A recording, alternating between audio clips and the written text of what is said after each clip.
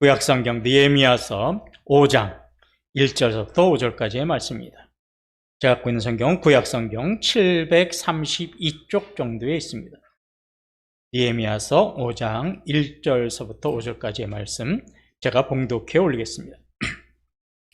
그때 백성들이 그들의 아내와 함께 크게 부르짖어 그들의 형제인 유다 사람들을 원망하는데, 어떤 사람은 말하기를 우리와 우리 자녀가 많으니 양식을 얻어 먹고 살아야 하겠다 하고, 어떤 사람은 말하기를 우리가 밭과 포도원과 집이라도 저당 잡히고 이 흉년에 곡식을 얻자 하고, 어떤 사람은 말하기를 우리는 밭과 포도원으로 돈을 빚내서 왕에게 세금을 바쳤도다. 우리 육체도 우리 육체의 육체와 같고 우리 자녀도 그들의 자녀와 같거늘 이제 우리의 자녀를 종으로 파는도다. 우리 딸 중에 벌써 종된 자가 있고 우리의 밭과 포도원이 이미 남의 것이 되었으나 우리에게는 아무런 힘이 없도다 하였더라. 아멘.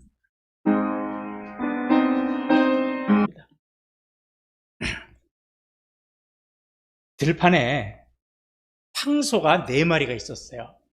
황소가 늘 4마리가 함께 붙어 다니면서 생활했고, 또 위험이 다가오면 이 4마리의 황소가 힘을 합쳐서 그 어려움을 잘 극복했습니다.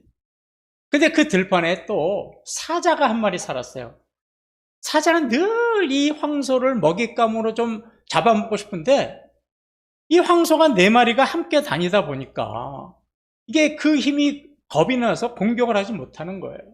그러다가 고민을 하다가 어느 날 사자가 이렇게 혼자 조금 떨어져 있는 황소에게 다가가서 이렇게 얘기했어요. 야, 다른 소들이 너 흉 엄청나게 보는 거 너 알아? 이렇게 얘기했어요. 그리고 또 다른 소를 차례대로 찾아가서 또 똑같은 이야기를 했어요. 그러자 이 4마리의 황소는 그때서부터 서로가 서로를 믿지 못하기 시작했어요. 불신하기 시작했어요. 이 3마리의 황소들이 다 어떤 생각을 했냐면, 나만 빼놓고 쟤네들이 왕따 시키는 거 아니야? 그러고 갈등이 생기기 시작했습니다. 그러다 보니까 서로 간에 합쳐져 있던 황소들이 뿔뿔이 다 흩어졌어요. 4마리의 황소가 흩어졌으니까 사자가 얼마나 공격하기 좋습니까? 사자가 떨어져 있는 황소를 잡아서 4번이나 아름답고 맛있는 먹이를 먹고 즐겼다는 얘기입니다. 이 이솝 우화에 나오는 이야기입니다. 사자는 황소의 마음에 불신이라는 씨앗을 떨어뜨렸죠. 불신의 씨앗이 떨어지니까 서로 간에 힘을 합쳤던 그 4마리의 황소 간에 뭐가 생겼어요? 내부적으로 갈등이 생겼어요. 갑자기 생각이 납니다. 우리 유초동부 청년들 빼먹어서 좀 알려주셔야죠. 중요한 인물들인데, 우리 청년들 유초동부 윤아서부터 우리 수연이, 수정이, 유선이, 유빈이, 우리 혜령이, 혁준이 힘들지 어려웠지만 같이 예배드려주셔서 너무나 고맙습니다. 우리 청년들을 위해서 다시 한번 박수. 고맙습니다. 우리 청년들, 학생들 감사합니다. 아유, 큰일 날 뻔했어요. 다음 주부터 교회 안 나올 뻔했어요. 이게요, 사탄의 전략이에요. 불신의 씨앗을 뿌려서 내부적인 갈등을 일으키게 하는 거예요. 사탄은 지금도 교회와 가정을 붕괴시키기 위해서 이 전략을 사용합니다. 교회에서는요, 교인들 간에 서로 간에 불신을 심어주고 갈등을 심어줘서 교회를 힘들게 만들어요. 또 가정에서는 부부가 서로 간에 믿지 못하고 의심하게 만들어서 가정을 몰락시켜요. 이게 사탄의 전략입니다. 느헤미야와 유다 백성들이 함께 성벽을 재건하는 일에도 여지없이 사탄은 이 전략을 사용했습니다. 그래서 유다 백성들 사이에요, 먹고 사는 이 현실적인 문제 때문에 갈등이 생기고 분열이 생겼다는 것이 느헤미야 5장의 내용입니다. 1절을 보시면 이렇게 시작이 됩니다. 그때 백성들이 그들의 아내와 함께 크게 부르짖어 그들의 형제인 유다 사람들을 원망하는데, 여기 보니까 이렇게 나오죠. 백성들이 그들의 아내와 함께 크게 부르짖어 그들의 형제인 유다 사람들을 원망했다. 이렇게 나와요. 근데 여기서 크게 부르짖었다는 것은요, 외쳤다는 게 아니에요. 뭐 소리를 질렀다는 게 아니라 너무나 생활이 힘들어서 힘들고 고달파서 울부짖었다는 거예요. 나 이렇게는 못 살아. 정말 나 이제 막 죽는 게 더 편하겠어. 이러고 너무 힘들어서 울부짖었다는 거예요. 그러면 유다 백성들이 먹고 사는 문제가 너무 힘드니까 이 부부가 제일 먼저 어떻게 하는 거예요? 부부싸움 하는 거예요. 부부싸움을 하다가 결국 어떻게 되는 거예요? 자신들의 가정에 이렇게 고통을 주고 어려움을 준 이웃들, 유다 백성들을 원망하기 시작했다는 거예요. 아마 제가 상상을 해보고 이렇게 상상을 해봤어요. 이 내용을. 아침에 이제 남편이 역시 성벽에 재건하는 일을 위해서 아침에 이렇게 나가려고 그러는데 아내가 남편을 불러요. 여보, 우리 지금 당장 먹을 양식이 없어요. 그런데도 오늘은 당신은 또 성벽 공사하러 가는 거예요? 이러고 불평을 터뜨린 거예요. 사실 유다 백성들이 성벽 재건을 하면서 무슨 돈 받고 성벽 재건한 거 아닙니다. 그냥 헌신한 거죠. 그러니까 가뜩이나 어려운 살림에 돈은 안 벌어오고 돈도 안 되는 성벽 일에만 힘쓰다 보니까 어떻게 되는 거예요? 부인이 폭발한 거예요. 동서고금을 막론하고 항상 이렇게 먹고 사는 현실적인 문제로 부부는 부부싸움을 하게 되죠. 그렇지 않습니까? 우리도 힘들고 어려우면 부부싸움 해요. 바벨론에서 포로로 돌아온 유다 백성들의 생활은요, 그렇게 넉넉하지 않았습니다. 오랫동안 폐허가 된 땅을 개간하고 거기서 밭일을 가꾸려니까 얼마나 힘들었겠습니까? 그 일이 만만치 않았어요. 그런데 흉년까지 와가지고 곡식도 제대로 생산하지 못했습니다. 정말로 힘든 생활을 했던 거죠. 그런데 이런 상황에 남편은 가족을 부양할 생각도 하지 않고 매일 돈 되지도 않는 성벽을 건축하러 간다니까 아내가 참지 못하고 폭발한 거예요. 나가서 돈 벌어라! 그런 거죠. 2절에서 5절 우리가 읽은 내용을 보면 왜 유다 백성들이 이렇게 원망하면서 울부짖었을까? 그 원인은요, 부정부패와 빈부의 격차라고 하는 사회의 고질적인 문제 때문에 그랬어요. 어느 시대를 막론하고 권력 있는 자, 잘 사는 자, 부유한 자들은 어떻게 해요? 착취하고 억압합니다. 그래서 부정부패가 생겨요. 그리고 가진 자와 못 가진 자 사이에 있는 그 경제적인 불균형, 이것 때문에 항상 사회는 문제가 발생하는 거지. 지금 유다 백성들에게 그런 문제가 현실로 다가온 겁니다. 유다 백성들은 흉년으로 양식이 부족했어요. 그런데 어떻게 해요? 굶어 죽을 수는 없으니까 먹고 살기 위해서 여유 있는 사람, 부자들에게, 귀족들에게 가서 곡식을 빌렸어요. 빚을 졌어요. 또 땅이 있는 사람들은, 밭이 있는 사람들은 그것을 전당 잡히고 돈을 빌리고 곡식을 빌렸습니다. 또 어떤 사람은 자기들의 정복국가인 페르시아에다가 세금을 내야 되니까 또 땅을 잡히고 돈을 빌려서 세금을 내야 됐어요. 너무나 힘들었던 거죠. 아니, 이렇게 하나님의 공동체의 유다 백성들이 이렇게 힘들고 어려울 때는 그래도 권력자라면, 부자라면, 여유 있는 자라면, 하나님을 믿는 백성이고 같은 동포라면 좀 도움의 손길을 주면 얼마나 좋았을까요?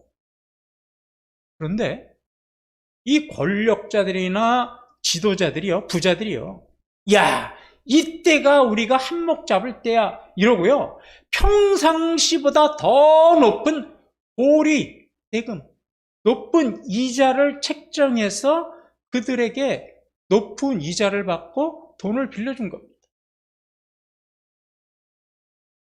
엎친 데 덮친 격으로 가뭄이 계속돼서 흉년이 오니까 도저히 돈을 갚을 길이 없었어요. 빌린 곡식을 갚을 길이 없었어요.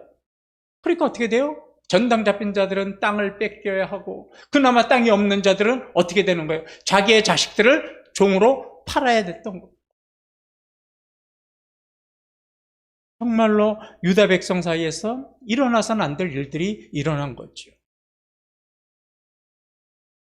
이런 상황을 알게 된 느헤미야가요, 6절에 이렇게 나옵니다. 내가 백성의 부르짖음과 이런 말을 듣고 크게 노하였으나, 유다 백성의 그 정말 간절하고 절박한 울부짖음에 느헤미야가 크게 노했다고 그래요. 분노했다라는 거죠. 왜 분노했냐면 이런 거예요. 어쩌다가 우리 공동체가 이렇게 되었을까? 아니, 하나님의 자녀가 하나님의 백성답게 살지 못하고 어떻게 저렇게 살아야 된다는 말인가? 이러는 탄식에서 나오는 분노였어요.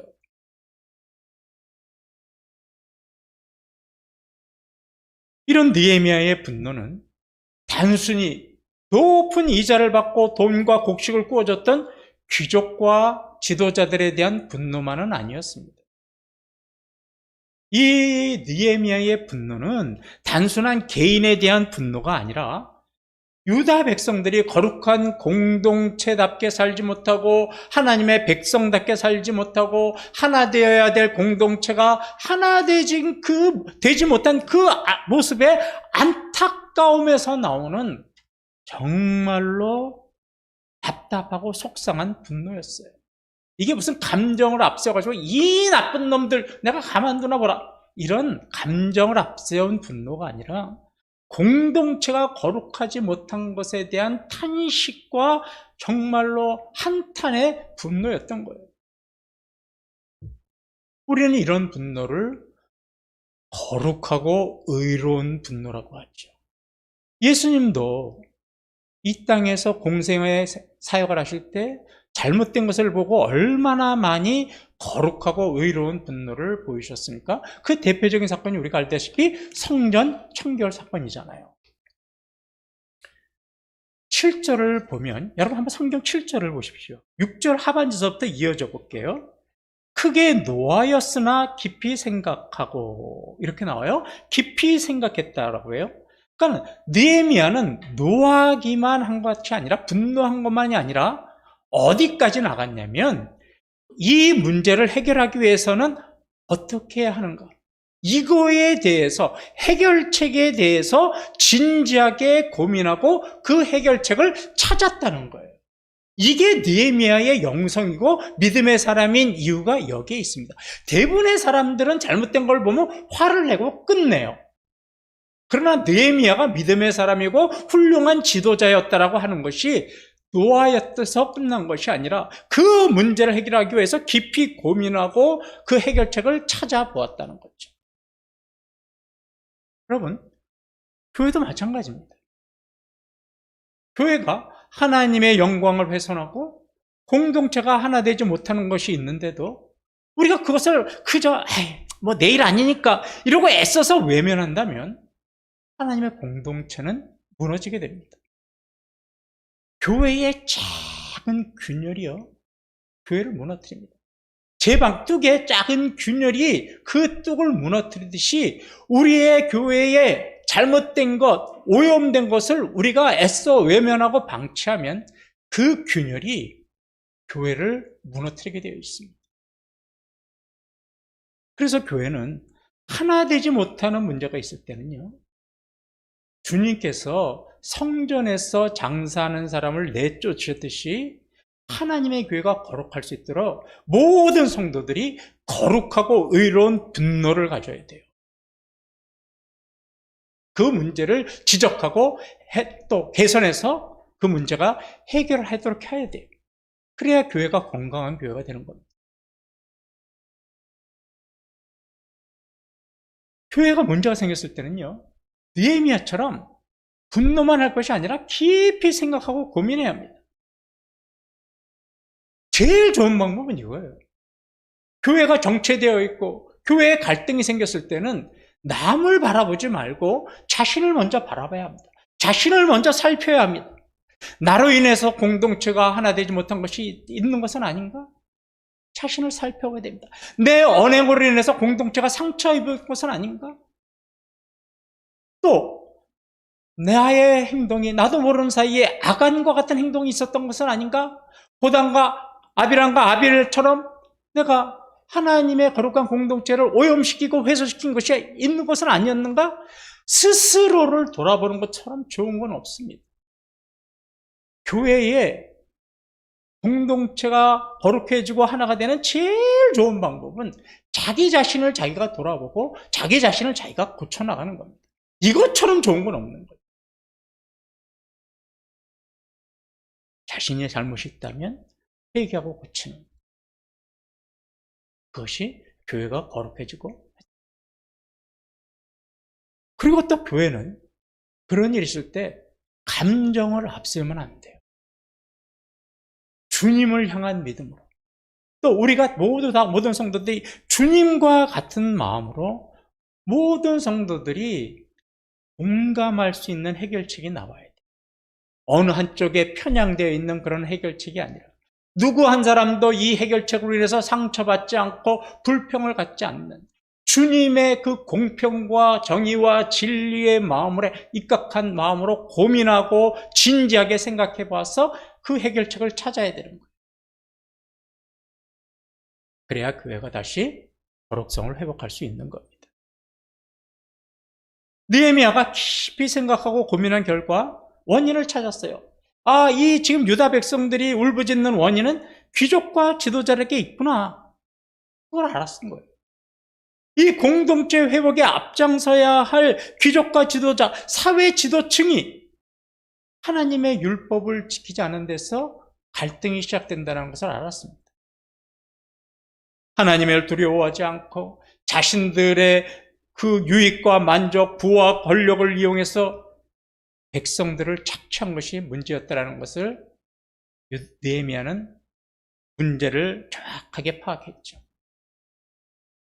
신명기 23장 19절을 보면 내가 형제에게 구워주거든 이자를 받지 말지니 곧 돈의 이자, 식물의 이자, 이자를 낼 만한 모든 것의 이자를 받지 말 것이라.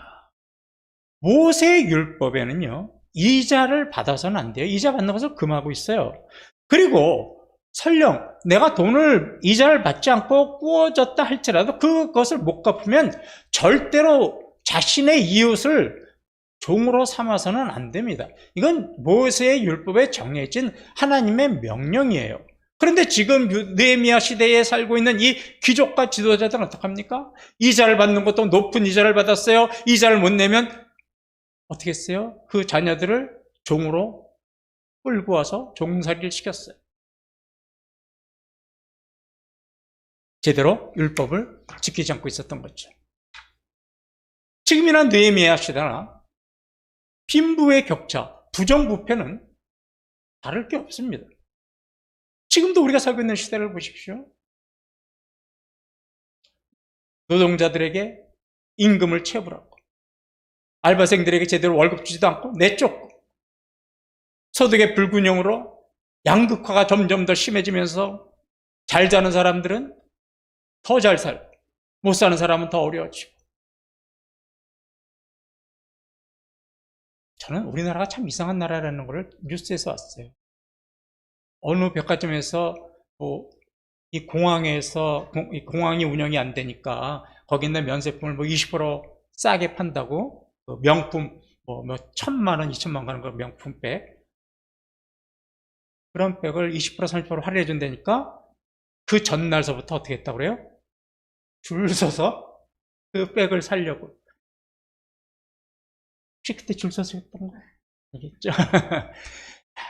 참 한쪽에서는 지금 이 코로나 시대 때 먹고 살지 못해서 소외돼가지고 정말 어려운 시대에 명품백 사겠다고 밤새서부터 하루 전날서부터 줄 세우는 이런 양극화 시대. 여러분, 이런 시대에 우리들은 그리스도인으로서 가라고 그러면 어떠한 자세를 가지고 살아야 할까요? 느헤미야 시대를 보면서 우리의 삶을 한번 돌아볼 필요가 있습니다. 9절을 보면 내가 또 이러기를 너희 소행이 좋지 못하도다. 우리의 대적 이방 사람의 비방을 생각하고 우리 하나님을 경외하는 가운데 행할 것이 아니냐. 느헤미야는 지금 이 사회적인 고질적인 부정부패, 비리, 빈부의 격차가 심한 시대에 우리가 어떻게 그리스도의 이름으로 살아야 할 것인가를 빨간 글씨를 보듯이 두 가지를 조언해 주고 있습니다. 첫째가 뭐냐면 우리의 삶이 대적 이방 사람, 즉 뭐냐면 세상 사람들이 우리를 비방하지 않도록 늘 그들에게 신경을 쓰고서 행동하라는 거예요. 이게 무슨 말이냐면 책 잡히지 않도록, 허물 잡히지 않도록 늘 행동에 조심하고 살라라는 거예요. 요새 같은 때는 더 어려울 때는 더 어떻게 돼? 행동에 더 조심을 해야 되는 겁니다. 이럴 때일수록 그리스도인은 그리스도의 영광이 가려지고 그리스도의 이름이 먹칠이 되지 않도록 우리가 더 행동에 조심을 해야 한다는 것. 세상 사람들이 그리스도인을 비방하고 교회를 비방하는 이유가 뭡니까? 그리스도인들은 말만 하지 행동하지 않는다는 거잖아요. 사랑을 이야기하면서 정작 그리스도인들은 사랑하지 않는다고 비방하잖아요. 공의와 진리와 정의로 살아야 한다라고 외치면서 정작 그리스도인들은 공의와 정의도 잊어버리고 교회에 부정부패가 만연하고 또 진리대로 살지 않는다고 우리를 힐난하고 비방하잖아요. 그래서 뭐라 그래요? 쟤네들은 입만 살아있는 존재라고 하지 않습니까? 왜 우리가 그런 소리를 들어야 되고 그런 비방을 들어야 할까요? 저와 여러분이 천국의 가치관, 천국의 윤리관, 우리가 마태복음 5장서부터 7장까지 읽었던 하나님의 천국의 산상 교훈대로 살지 못했기 때문에 우리는 그런 비방을 당하고 있는 겁니다. 두 번째로는 하나님을 경외하는 가운데 행하라고 했어요. 하나님을 경외하는 가운데 행하는 거는요, 우리는 쉽게 이렇게 생각을 해요. 아, 하나님을 경외하는 거 예배 잘 드리고 기도 많이 하고 성경 많이 읽고 헌금 많이 하면 우리가 하나님을 경외하는 거다. 예, 맞습니다. 그런데 그게 다가 아닙니다. 그게 전부가 아닙니다. 신명기 15장 11절을 보면 땅에는 언제든지 가난한 자가 그치지 아니하겠으므로 내가 내게 명령하여 이르노니 너는 반드시 내 땅 안에 내 형제 중 곤란한 자와 궁핍한 자에게 내 손을 펼지니라. 우리가 하나님을 경외하고 사는 것은 앞에 말씀드린 것도 중요하지만 우리 주위에 있는 어려운 사람, 가난한 사람, 병들고 지친 사람을 외면하지 않고 그들에게 도움을 주는 것이, 그들의 마음을 보듬어 주는 것이 여호와를 경외하는 겁니다. 더 나아가서는요, 자신의 유익과 만족을 위해서 가난한 사람이 눈물 흘리지 않도록 소위 갑질이라는 행동을 하지 않고 살아가는 것. 그게 바로 여호와를 경외하는 겁니다. 우리는 지도층에도 여유 있게 사는 부자들 가운데도 그리스도인들이 많아요. 그런데 그들의 삶의 모습을 보면 많은 분들이 갑질을 행하고 직장에서 사장실 앞에 표에는 성구가 적혀 있는데 액자로 만들어져 있는데 직원들에게는 착취하고 억압하고 핍박하고 협박하고 이런 갑질의 행동이 끊어지지 않는 너무나 빈번한 우리 시대의 현실이잖아요. 그런 것을 멈추고 오히려 섬김의 자세로 살아요. 나에게 찾아온 고객 한 사람 한 사람에게 따뜻한 마음으로 대답해 주는 것. 이게 바로 여호와를 경외하는 거라는 거예요. 12절을 보면 그들이 말하기를 우리가 당신의 말씀대로 행하여 돌려보내고 그들에게서 아무것도 요구하지 아니하리이다 하기로 내가 제사장을 불러 그들에게 그 말대로 행하겠다고 맹세하게 하고, 이 느헤미야의 책망에 귀족과 지도자들은 자신의 잘못을 인정하고 바로 잡겠다고 약속을 했습니다. 그래서 귀족과 지도자들은 자신의 잘못을 회개하고는 높은 이자도 받지 않고 또 자신들이 받았던 그 이자도 돌려주고 또 종으로 잡았던 그 자녀들도 다 보내주겠다고 약속을 했어요. 자, 여기서 우리가 한번 생각해 보죠. 귀족과 지도자들은 느헤미야와 동급입니다. 지금 똑같은 사회 지도자예요. 지도층이에요. 근데 느헤미야가 이렇게 책망하면 대부분의 이 지도자들은 어떡합니까? 반발하죠. 그렇죠? 화를 내죠. 그때 잘 쓰는 말이 있습니다. 그러세요? 너나 잘하세요. 참 사회 지도층들을 조언하고 그들에게 잘못된 것을 지적하는 것은 참 어렵습니다. 교회도 마찬가지예요. 교회도. 그럼에도 불구하고 귀족과 지도자들이 반발하지 않고 그들이 바로 자신의 죄를 회개하고 인정했었던 이유는요, 느헤미야와 그의 가족들이 솔선수범했기 때문에. 물론 그들이 자신들의 잘못을 말씀에 비추어서 회개하고 뼈저리게 잘못을 느끼고 돌아선 것도 있지만 그 중에 한 요인은 느헤미야와 그의 형제들이 어려운 가운데 보여준 솔선수범의 자세입니다. 10절을 보면 나와 내 형제와 종자들도 역시 돈과 양식을 백성들에게 주어줬거니와 우리가 그 이자 받기를 그치자. 느헤미야와 친척들도 어려운 사람들에게 외면하지 않고 돈을 구워줬는데 이들은 귀족과 지도자들과는 달리 어떻게 했다는 거예요? 이자를 받지 않았다는 거예요. 어려운 이웃들을 외면하지 않고 적극적으로 도와줬죠. 또 하나가 있습니다. 14절을 보면 또한 유다 총독으로 세움받은 때 곧 아닥사스다 왕 제20년부터 제32년까지 12년 동안 나와 내 형제들이 총독의 녹을 먹지 아니하였느니라. 이게 무슨 말씀이냐면 느헤미야와 그의 형제들이 이제 총독과 관리로서 일하면서 유다 백성들이 그 어려운 가운데서도 페르시아에게 바쳤던 그런 세금, 그것으로 이제 월급을 받아야 되는데 그 유다 백성들의 고통을 알기 때문에 어떻게 했다는 거예요? 세금으로 걷어서 주는 그 월급조차도 어떻게 했다는 거예요? 받지 않았다는 거예요. 그들과 어떻게 되는 거예요? 하나가 되고 그들의 마음을 헤아려져서 높은 지위에 있는 지도자가 일반 백성들과 같은 마음이 되고 하나가 되어서 그들의 마음을 헤아린 거죠. 이런 솔선수범하는 자세, 이것이 있었기 때문에 귀족과 지도자들이 불평불만하지 아니하고 반발하고 항의하지 않고 그대로 느헤미야의 조언대로 따른 겁니다.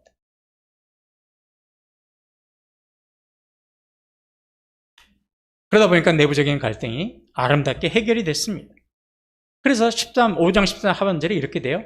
회중이 다 아멘하고 여호와를 찬송하고 백성이 그 말대로 행하였느니라. 자, 이제 귀족과 지도자들이 자신의 잘못을 회개하고 회개에 합당한 열매를 맺었습니다. 돈도 돌려줬어요. 귀족도 곡식도 돌려줬어요. 이자도 받지 않아요. 종들도 다 돌려줬어요. 그러다 보니까 그 내부적인 갈등이 어떻게 된 거예요? 하나님의 은혜로 잘 해결이 됐죠? 그러자 백성들의 울부짖는 소리가, 항의와 원망의 소리가 뭘로 바뀌었냐면 아멘, 아멘 하는 소리로 바뀐 거죠.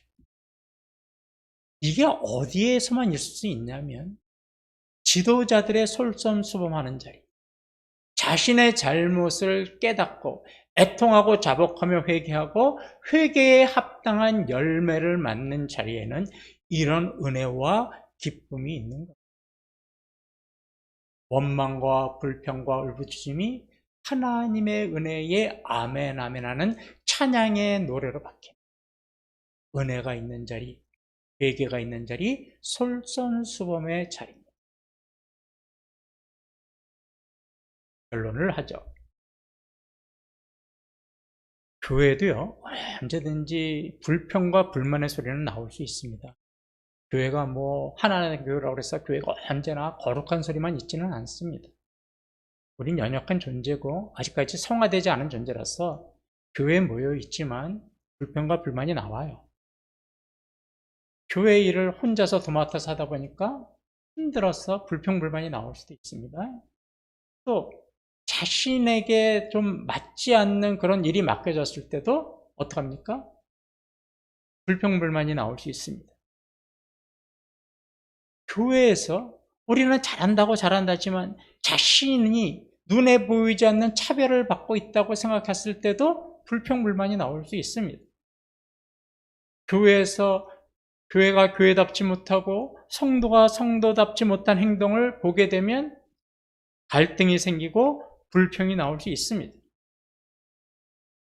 그러면 이렇게 교회에 이런 문제가 생겼을 때 우리는 어떻게 해야 될까요? 이때 전형적인 위로와 견문이 있죠. 뭐예요?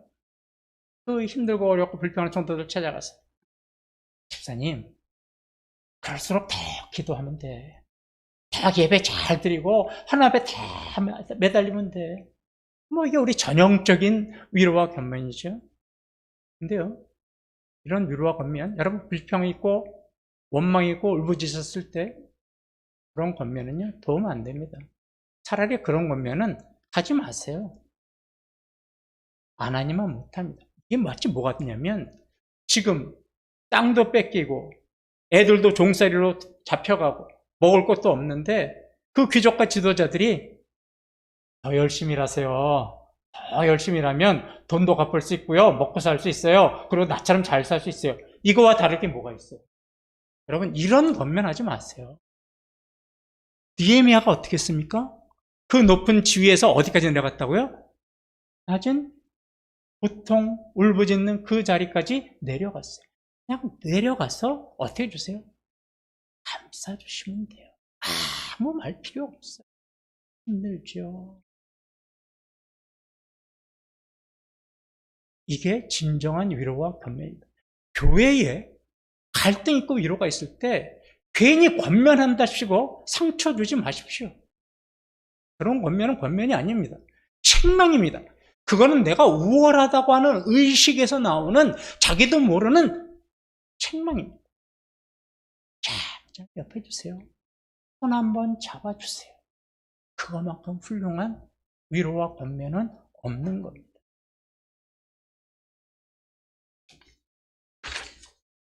교회가 교회의 사명을 감당하지 못하고 교회가 교회와 복음의 본질이 훼손되고 있다면 우리는 그것이 무엇인지를 느헤미야처럼 살펴봐야 합니다.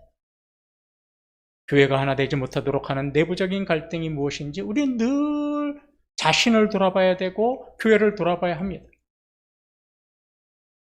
교회가 거룩하게 되는 것을 방해하는 죄악이 있다면 자신을 먼저 점검해보고 교회를 점검해 보시기 바랍니다. 그래서 교회와 복음의 본질을 훼손하는 그런 내부적인 갈등이나 죄악이 있다면 제일 먼저 자신을 돌아보고 회개하시고 고치십시오. 그리고 이것이 공통적인 문제라면 우리가 주님의 성전을 정결하게 하셨던 그런 개인적인 감정에 나와서 나오는 분노가 아니라 거룩하고 의로운 분노로 우리가 교회를 깨끗하게 정결하게 고쳐나가야 하는 거죠. 교회는 건물이 중요한 게 아닙니다. 저와 여러분이 공동체 의식을 가지고 한 마음으로 주님의 맡겨진 사명을 감당하는 것이 중요합니다. 그러기 위해서 우리에게 무엇보다 필요한 것? 공동체 의식입니다. 우리가 그리스도를 머리로 하나가 되어야 하는 겁니다. 여기에 내가 하나 되지 못하는 것이 있다면, 내가 거기에 함께 세워지지 못하고 있다면 자신을 돌아보시기 바랍니다. 그리고 그것이 공통적인 문제라면 언제든지 저나 장로님에게 말씀해 주시기 바랍니다. 우리가 깨닫지 못하는 것이 있다면 말씀해 주시면 우리가 그것을 나와 장로님만의 의견이 아니라 우리 모든 성도들이 그 문제를 가지고 주님의 마음이 되어서 함께 기도하고 함께 아름다운 의견을 도출하고 모든 성도들이 인정할 수 있는 그런 의견을 통해서 우리가 교회를 아름답게 고쳐나가고 개선할 때 우리 교회는 다시 거룩성을 회복하고 다시 하나가 되는 겁니다. 이래서 우리 교회가 하나님 보시기에 아름다운 교회, 거룩성 있고 하나가 되고 함께 세워나가는 교회가 되기를 주님의 이름으로 축원합니다. 자, 앉은 자리에서 함께 찬양하시겠습니다.